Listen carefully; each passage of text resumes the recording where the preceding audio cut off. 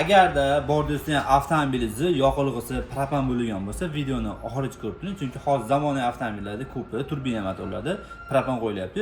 Propan qo'yilgandan keyin har 10 ming 15 ming kilometrda mana ko'rsatami, propandan o'zini filtri bo'ladi. Bitta mo filtri, bitta temirli filtri bo'ladi. Buni o'z uy sharoitida yangilab olsangiz ham bo'ladi, yo uy sharoitida yangilayman desangiz, servisga borib 15 mingdan, 10 mingdan, 20 mingdan almashirishingiz yaxshi. Chunki sababi bu ham sekin mong'osha ko'rsatami, mag'allanish boshlaydi. Bu mag'allagandan keyin bu kirlangan yoqilg'i o'zi ichki yonilg'i dvigatelga kiradi.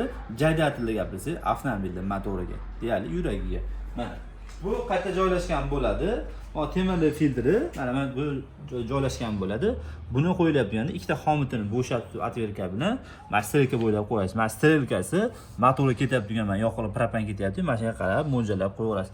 Va ikkinchisi bo'lgan bo'lsa, ikkinchisi mana shu filtri kishnasi, mana bitta 13 lik bolt bilan mana shu yerdan mana yaqinroq ko'rsataman. Bolt mana shu boltni bo'shatib qo'yasiz. Bu bolt bo'shatmasdan oldin avtomobilni arkasi o'zini krani bo'ladi. Kranni bekitib olish kerak, chunki gaz bo'ladi. Propanni hozir qanaqa bekitib olishni ko'rsatamiz endi. Qani? Orqa tomonga o'tamiz. Hurmatli kamera, siz vaqtni o'tishdan bo'ladi. Orqa tomonga o'tganimizda xuddi mana shunaqa kirishkasi bo'ladi. Mana shu kirishkasini qatirilgan bo'ladi. Kirishkasini chiqarib olasizlar-da.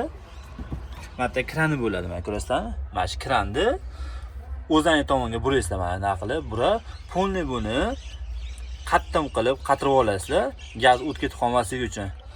Mana bu qatganiga o'z imkon bo'lganingizdan keyin avtomobilni yurgizib olasiz. Adom keting.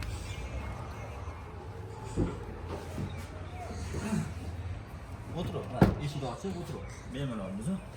Bismillahirrohmanirrohim. Avtomobilni yurgizamiz.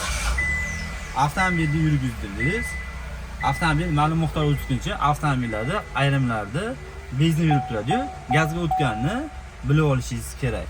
O'tgandan keyin mana hozir bu benzinni ключатini bosib qo'yasiz. Ozgina ma'lum miqdor vaqt ishlab turadi. Avtomobil o'zi keyin o'zi signalcha olishni boshlaydi.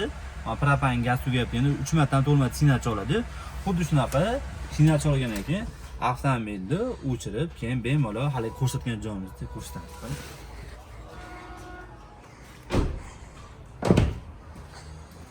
Endi kranni bekitib oldingiz. Kranni bekitib olgandan keyin avtomobilni yurgizdirdingiz. Avtomobilda o'zi hali ichkaridagi signal beradigan chirog'i chi deb ovoz chiqarib bo'ladi. Keyin mana shu 13 lik boltni bo'shatib, bemalol xotirjam yaxshilab ko'rsatib qo'ying. Hurmatli aka, mana shuni o'z tomonga burasangiz, bu bo'sh edi. Bu filtrimizni pastida ham, tepasida ham sanligi bo'ladi.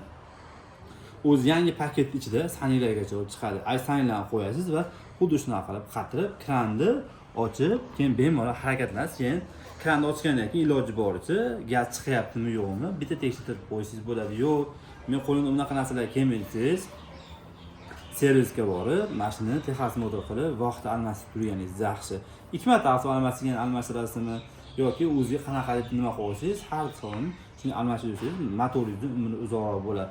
Sizlarga o'zi ozgina bo'lsa ham foydali kontentlar qilishni davom etamiz. Sizlar like bosib bizni qo'llab-quvvatlab tursangiz bo'ldi. Joningiz sog' bo'lsin.